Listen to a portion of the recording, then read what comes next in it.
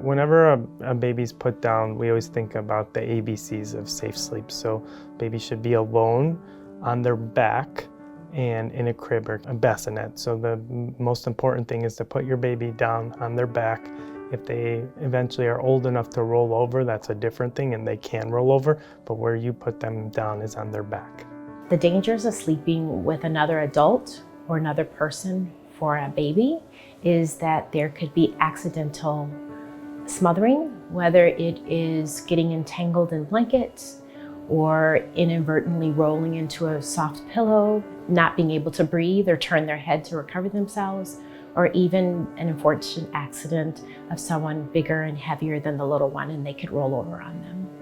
So when you put a baby down in a crib or bassinet, there really should be nothing in the crib with them. They can have a pacifier, but all the things that we like to think are cute and take pictures of babies with, like stuffed animals and blankets and pillows, those absolutely all should be out of a crib or bassinet, because those are things that babies could suffocate under, put their faces over and have suffocation. So really there should be nothing in there with them.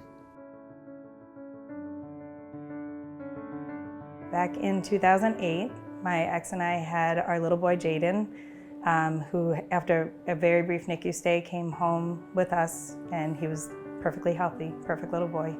At the time I was a night nurse in the NICU, so I returned to work and he was at home with his dad, like any typical night. And at some point in the early morning hours, he brought Jaden to the couch with him and they fell asleep together, and Jaden suffocated and died. I thought about safe sleep when we were with Jaden, but I never thought that he would die while he was asleep. It was never a thought in my mind. I think it's every parent's fear, but it became our reality. And I don't want that for any family. And safe sleep is the way to prevent death.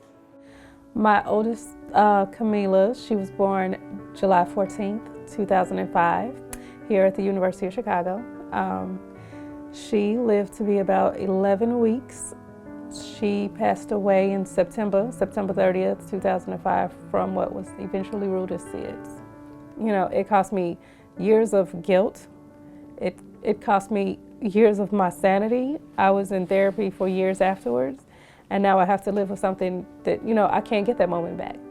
It's something that I have to live with for the rest of my life. And I don't want anybody else to go through that. The overwhelming majority of sleep-related sudden unexpected infant deaths that I see on the job are in unsafe sleeping environments. And this is doubly tragic because those are largely preventable. And I think as a mom, all we want is for our children to be loved, to be happy, and to be safe. And as a NICU nurse, all we want is for the same thing for our patients and for their children.